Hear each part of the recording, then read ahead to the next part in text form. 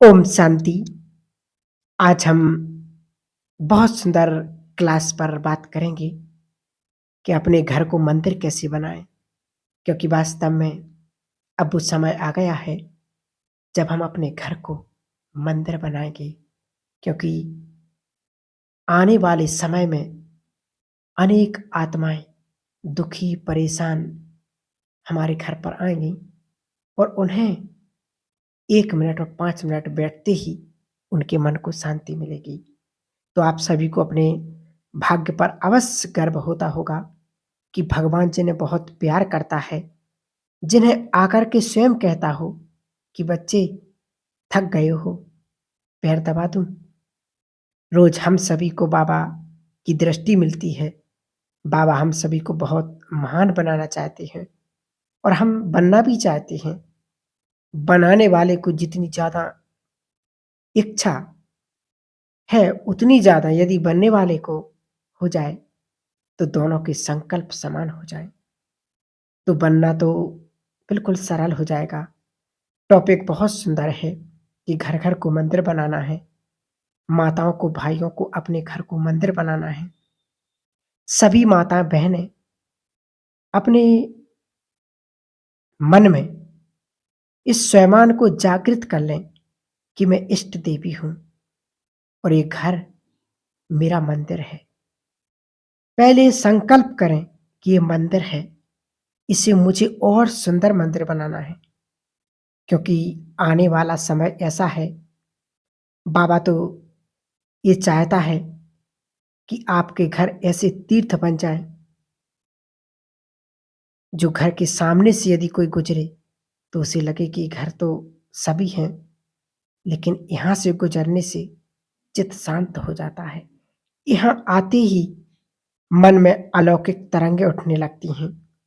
ऐसा समय तेजी से आ रहा है जब आपके घर में लोग आएंगे और ये कहेंगे कि हमें अपने घर का पानी पिला दो, चित्त शांत हो जाए, हमें अपने घर में बैठने दो, आधा घंटा हमारी समस्या खत्म हो जाएगी, हमारे सिर पर हाथ रख दो, हम पर अपनी नजर डाल दो, हमारे दुखों को दूर कर दो।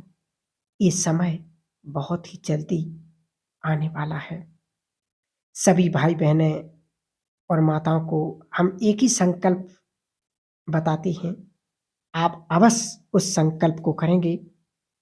हम अपनों के लिए भी देखो काम आए और अपने भी काम आए। अब हमें संसार के काम आना है, क्योंकि अब संसार को आपकी बहुत जरूरत है।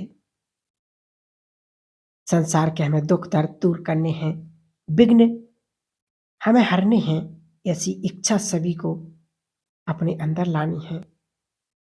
जब दवाइयां काम नहीं करेंगी, पैसा नहीं काम करेगा, अपने भी काम नहीं आएंगे, तब आप सभी इष्ट देवियों के पास लोग भागे भागे आएंगे। तो स्वयं को इष्ट देवी भी बनाना है, भाइयों को इष्ट देव विघ्न विनाशक गणेश बनना है और अपने घर को भी इष्ट देवी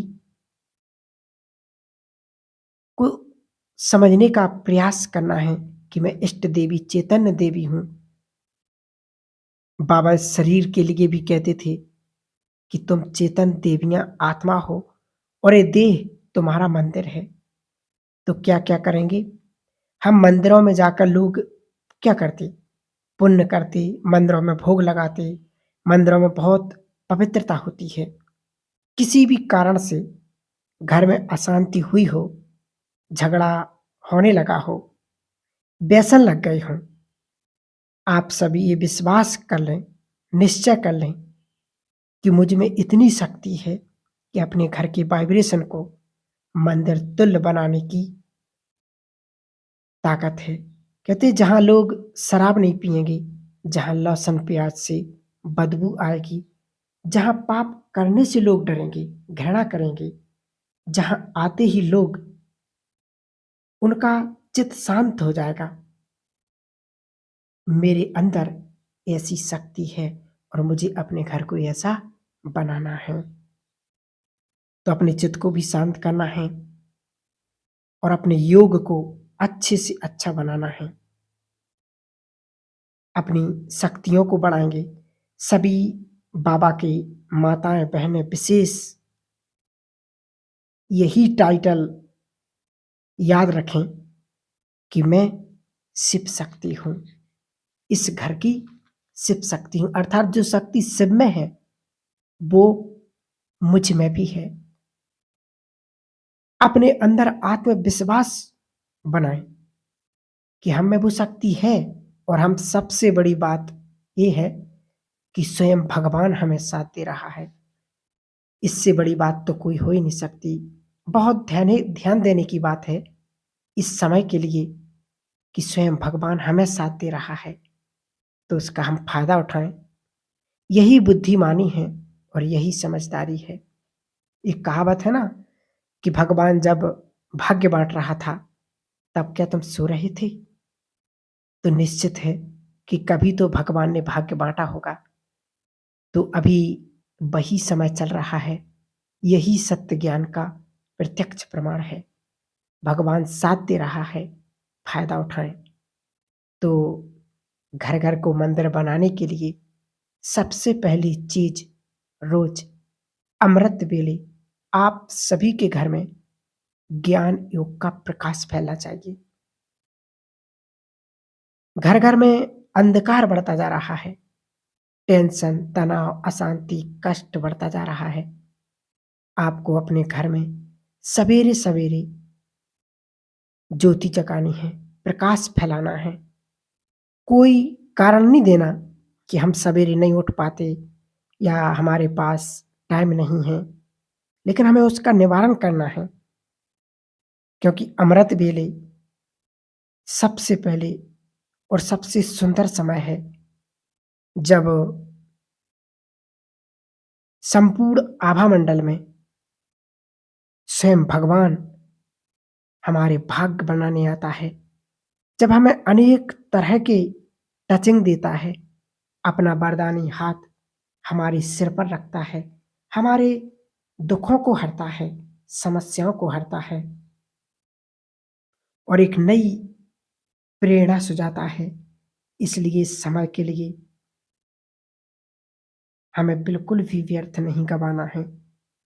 समय को ज़रूर सफल करना है और सवेरे उठते ही एक काम और करना है कि सारे संसार को दुआएँ दे दो। मैं इष्ट देवी हूँ, पूर्वज हूँ, विश्व कल्याणकारी हूँ। 3 स्वयं हैं, बहुत सुंदर हैं। अपने को याद दिला करके सारे संसार को दुआएँ दे दो।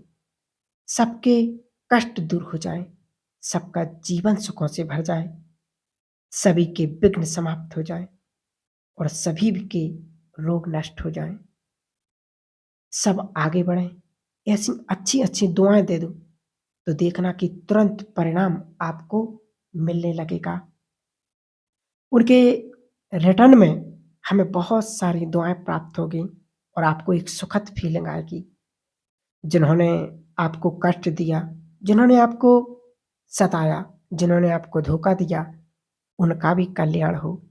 यदि आप सब चाहते हैं, हमें सब सम्मान दें, प्यार दें, तो उसके लिए 2 अभ्यास, 2 स्वयमानों का अभ्यास सभी करें कि सभी को आत्मिक दृष्टि से देखें।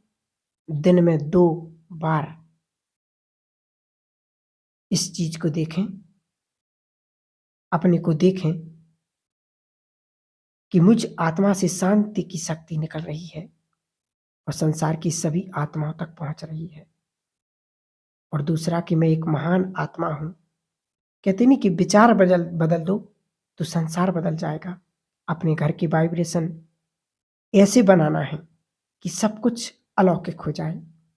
एक काम और अपने घर में रोज़ करेंगे, भोग लगाएँगे और भोग ऊपर नहीं ले जाएँगे, ऊपर वाले को नीचे बुलाएँगे अपने घर पर। 5 बार बाबा को अपने घर में बुलाना है। जिस घर में 5 बार भगवान आने लगे, वो घर मंदिर तो क्या, तीर्थ, एक महान तीर्थ बन जाएगा। तो सभी इस बात का बहुत-बहुत ध्यान देंगे और अपने घर को मंदिर बनाएँगे। और भगवान का आह्वान करना, अपने घरों को पुण्यों का मंदिर बनाएँगे और अपने घर से पाप का नाम निशान भी ना रहे। ऐसी हमें पुण्य आत्मा बनना है और अनेक आत्माओं को पुण्य का हमें उन्हें दुआएँ देना है, पुण्य के वाइब्रेशन देना है। क्योंकि जब हम स्वयं पुण्य करेंगे और सबको पुण्य करने की प्रेरणा देंगे, अपने बच्चों को भी छोटे से ही हम उन्हें सिखाएँ कि पुण्य क्या होते हैं, पुण्य करो। यह माताओं का अपने बच्चों के प्रति बहुत-बहुत बड़ा कर्तव्य है। इसलिए सभी माताएँ अपने बच्चों को ये बात सिखाएँगी, जब हम पुण्य कहते नहीं हमारे जब पुण्य बढ़ जाते हैं, तो जीवन में बहुत सुख शांति आ जाती है। पुण्य की परिभाषा है ये कि हमें दूसरों को सुख देना है और सबसे बड़ा पुण्य है दूसरों के कष्ट हर लेना। सबसे बड़ा पुण्य है दूसरों की मदद कर देना। सबसे बड़ा पुण्य है और हम जानते भी हैं कि किसी को भगवान से मिला देना, इससे बड़ा पुण्य तो दुनिया में कोई हो ही नहीं सकता है। इसलिए हम सभी भाई-बहनों को यही और इस बात का बहुत-बहुत ध्यान देना है, तो आपका घर एक तीर्थ, एक महान तीर्थ बन जाएगा। तो 2 काम ज़रूर सभी को करना है, एक तो भगवान को भोग लगाना, दूसरा अपने घर में भगवान का आह्वान करना। कम से कम 2 बार तो ज़रूर ही करना, अगर 5 बार नहीं भी कर पाते, कहीं पर जाते भी हैं, बाहर जाते, कोई जॉब पर जाता या कई काम रहते बाहर जाते, तो 2 बार सुबह और शाम को अमृत वेला और नुमासाम योग में ज़रूर इस परमात्मा का आह्वान करो और उससे कहो कि बाबा ये घर आपका है, आप इस घर में आओ और आप इस घर के सबसे बड़े मेंबर हो। आपको इस घर की रक्षा करनी है, संभाल करनी है। तो जब हम ऐसे बात करेंगे और उसको बुलाएँगे अपने घर में, तो फिर देखना कि जीवन में